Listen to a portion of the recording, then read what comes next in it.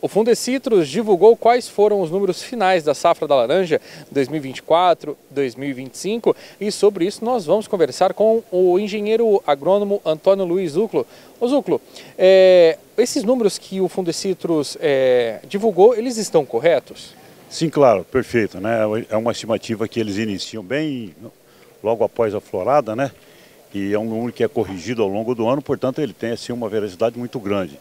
E a safra 24-25 eles fecharam agora em 232,8 milhões de caixas, número que realmente está assim, muito correto, né? E é um número abaixo do que o estimado? É uma safra pequena, é a safra menor dos últimos 37 anos. Você vê que o Brasil chegou no final da década de 90 a mais de 400 milhões de caixas.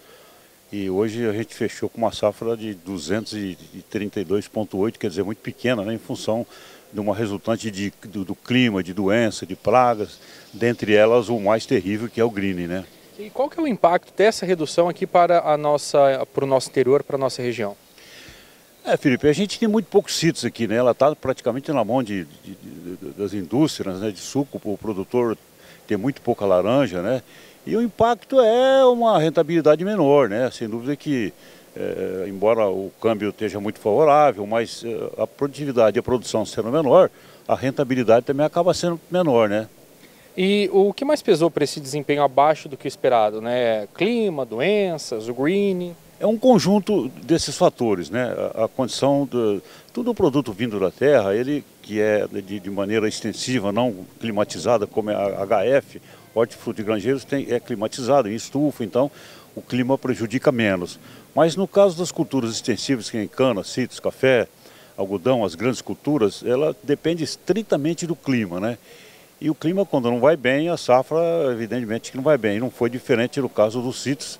A gente teve uma condição de florada não muito boa, a praga e a doença diminui o crescimento do fruto, o greening diminui o tamanho da fruta, diminui o peso, portanto precisa de mais frutas para fazer uma caixa, e tudo isso contribui para uma produção e uma produtividade menor. Zuclo, e como que o produtor, o pequeno produtor, até de repente o grande produtor, ele pode se proteger e se preparar para essas variações sazonais? Então, hoje tem alguma coisa que diminui um pouco o efeito do clima, que é a irrigação. As grandes indústrias, as agroindústrias, praticamente todos os pomares são irrigados, né? Agora o pequeno produtor, se tiver condição, é uma coisa que ele pode fazer, que assim não garante, mas diminui bastante a frustração de uma safra, né? E os tratos necessários, porque o greening é uma doença terrível, né? A laranja passou por, Felipe, praticamente 4 grandes abalos, né?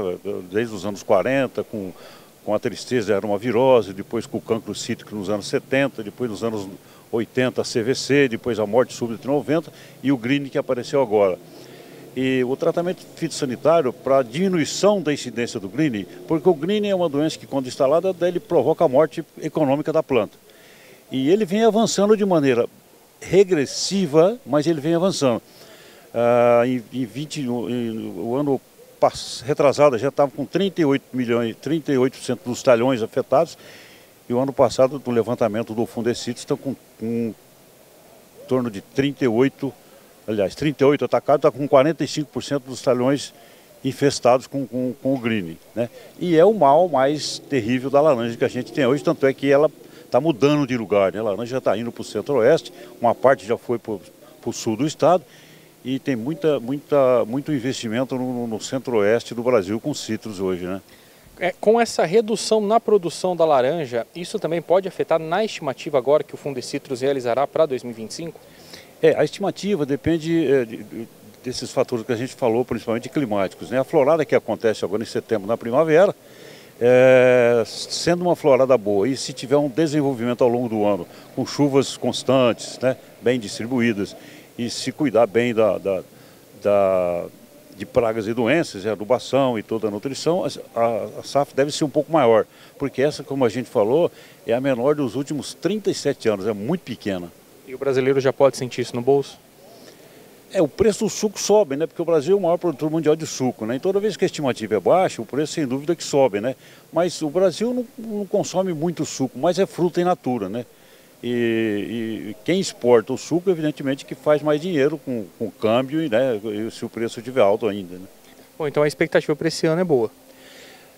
O Fundecitrus já iniciou a estimativa da safra 25-26, eles, dia 9 de maio, eles publicam a primeira estimativa, depois ela tem 4 correções ao longo do ano. Assim, a expectativa e a esperança é que seja uma safra melhor que essa. Zúculo, tem alguma informação que de repente nós não abordamos agora na entrevista que você gostaria de passar para os nossos ouvintes, telespectadores? De primeiro, as indústrias, né, no passado, aí, nos anos 80, a gente tinha praticamente 4 grandes agroindústrias de citros, elas que faziam a estimativa. Eu até participei do projeto, né, que tinha um projeto, as 4 grandes que patrocinavam esse projeto, junto com a Unesp de Araraquara, e faziam uma estimativa. Hoje o Fundecitrus que faz esse levantamento e é público, todo mundo tem acesso, é só entrar lá no site da Copercílio e está lá. E cada empresa tem um levantamento próprio das fazendas, porque hoje tem praticamente todas as agroindústrias dos pomares próprios, eles que fazem a estimativa, né? Aí evidentemente que é confidencial, mas o levantamento da Fundecitrus é estritamente sério, muito respeitado, muito correto, com excelentes profissionais, e é feito no cinturão inteiro, né? No estado de São Paulo e também no Triângulo Mineiro, sendo que cada indústria faz só das suas propriedades e alguns produtores, não é muito pouco.